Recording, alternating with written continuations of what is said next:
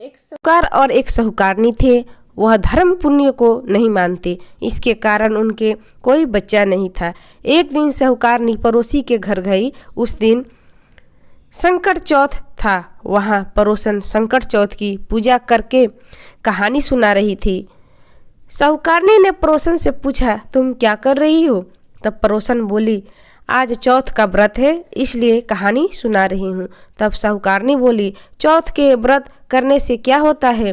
तब पड़ोसन बोली, इसे करने से अन्न धन सुहाग पुत्र सब मिलता है। तब साहूकारनी ने कहा, यदि मेरा गर्भ रह जाए तो मैं 1.25 सेर तिलकुट करूँगी और चौथ व्रत करूँगी।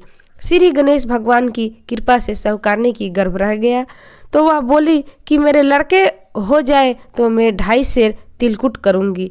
कुछ दिन बाद उसके लड़का हो गया तो वह बोली कि हे चौथ भगवान, मेरे बेटे का विवाह हो जाएगा तो 5.25 सेर का तिलकुट करूँगी।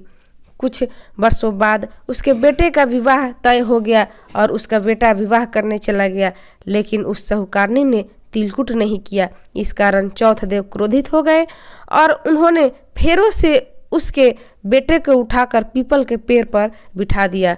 तभी सभी वर को खोजने लगे पर वह नहीं मिला। हताश होकर सारे लोग अपने अपने घर लौट गए। इधर जिस लड़की से साहूकारनी के लड़के का विवाह होने वाला था, वह अपनी सहेलियों के साथ गंगनौर पूजा करने के लिए जंगल में दूब लेने गई थी। तभी रास्ते में पीपल के पेड़ से आवाज़ आई, ओ मेरी अर्धब्याही।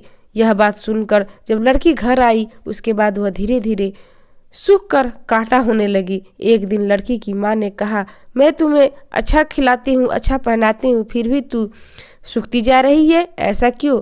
तब लड़की ने अपनी माँ से बोली कि वह जब भी दूब लेने जंगल जाती है तो पीपल के पेड़ से एक आदमी बोलता है कि ओ मेरी अर्धब्याही। उसने मेहंदी लगा रखी और सेहरा भी बांध रखा है। तब उसकी माँ ने पीपल के पेड़ के पास जाकर देखा, यह तो उसका जमाई ही है। तब उसकी माँ ने जमाई से कहा, यहाँ क्यों बैठे हो? मेरी बेटी तो अर्धब्याही कर दी और अब क्या लोगे?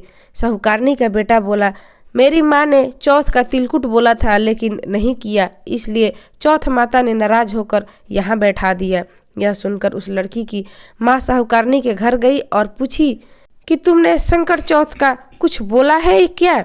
तब साहूकारनी बोली, तिलकुट बोला था। उसके बाद साहूकारनी बोली, मेरा बेटा घर आ जाए तो 2.5 मन का तिलकुट करूँगी।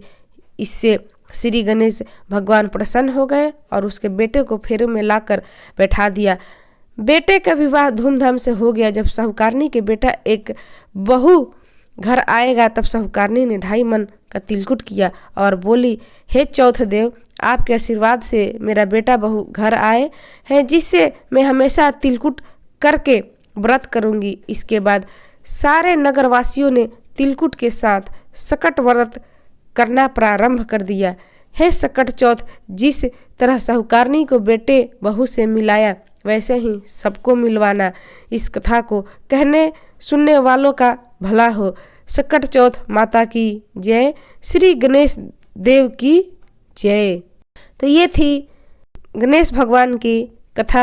आपको कैसी लगी? अच्छी लगी तो इसे लाइक करें, शेयर करें, मेरे चैनल को सब्सक्राइब करें। कथा सुनने के लिए आप सभी का धन्यवाद।